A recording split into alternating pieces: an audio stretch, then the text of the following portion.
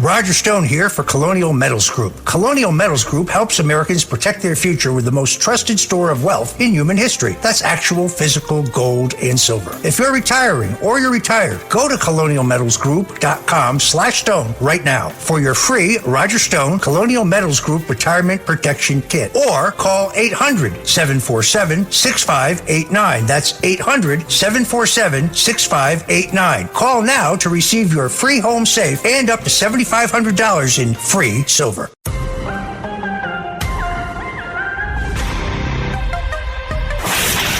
This is the Jeanine Pirro Show. Now, here's Judge Jeanine Pirro. Welcome back to the Judge Jeanine Tunnel to Towers Foundation Show. Joining us now is the former United States Ambassador to Israel, David Friedman. He is also the author of a new book called One Jewish State, which we'll talk about in a minute. But please join me in welcoming David Friedman. Ambassador, thanks so much. I'm sure it's been a busy week for you, and I want to get right into what the latest news is and how incensed I really am at what has gone on in the past few days. And I think the whole world is incensed, although sometimes I think, Ambassador, the world is upside down. And I can't help but think that you probably think the same. Oh, I do. I was incensed just like you, and thank you, Judge, for having me. All right. I assume you're referring to the comments by Biden that after Israel buried 6 of its finest people that, we all got to know over the course of a year, and we all prayed for, and we all met their families. And after they were, killed in cold blood just before they were about to be rescued. Yep. And Biden announces to the people of Israel in their hour of mourning that their elected leader hadn't done enough to free the hostages. What a insensitive, absolutely false, and it's incendiary. And it is, it really fired up a lot of people, but for him to accuse Netanyahu of not doing enough to get the hostage deal when, and tell me if I'm wrong, Netanyahu had agreed to every a ceasefire that was brokered by the United States and I don't know what other countries, Egypt, Qatar, I don't know who's involved, and Hamas did none of them. And then when he agrees to it, sometimes, I think he'd rather not. And then Biden comes out and blames him. And then as a result, you've got massive protests where hundreds of thousands of Israelis are, and dissenters accuse Prime Minister Netanyahu of failing to get a hostage deal and a nationwide strike in Israel. What a mess. It's a mess. And look, the people in Israel have been in a deep trauma since October 7th, and they've relived that trauma when these 6 hostages were murdered. And they're grieving, and they're obviously frustrated, as you would expect people. It's a small country. Everybody is family there, and this is, people's family just got killed, so they're upset. And what does he do? He just makes up a story. There is no truth to that.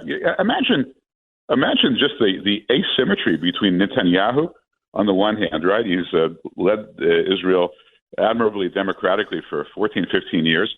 And he's supposed to make a deal with a guy who authorized the murder of 1,200 people, the rape, the torture, the abuse, the kidnapping of 250 more, holding them underground in tunnels. And this is a negotiation. And somehow it's Netanyahu's fault that between the two of them, they haven't reached a deal. Well, and I'll tell you, the particular viciousness of it, as if the original 1,200 wasn't enough. But the idea that they were literally executed, they were shot in the back of the head. I'm sure they were on their knees when they were shot in the back of the head. And, it's very interesting that I think were they in Rafah, in a tunnel under Rafah? Yes. Okay. Yes. And Rafah is where the United States for months has been telling Israel not to go. Don't go there. Don't go there. Don't go there. And yet Israel accommodated the movement of the Palestinians, as I understand it, out of Rafah so that they could engage militarily. What's the backstory there? Well, look. This was Harris and Biden's. This was where they were going to show how much they cared about the people of Gaza, and they said don't go in there because. You remember Kamala Harris, said she studied the maps. Yeah. I could draw this map on a napkin. Right. That's how complicated it was. But, they said you can't move the people. Israel said we can move the people. And Israel, in fact, did move the people. Yes. There were not inordinate casualties. They went in there. They actually rescued 5 hostages by going into Rafah. And most importantly, because Rafah is right on the border of Egypt, they discovered this massive smuggling operation. That was because they couldn't figure out where all these arms were coming from. And there are these massive tunnels between Gaza and Egypt. You could drive trucks through them. So they were able to shut down those smuggling routes, which was essential to defeating Hamas. So, all the efforts that were made by Harris and Biden were exactly the wrong decision, as they've made almost exactly the wrong decision everywhere else. Well, your lips to God's ears, Ambassador David Friedman, and may we celebrate together.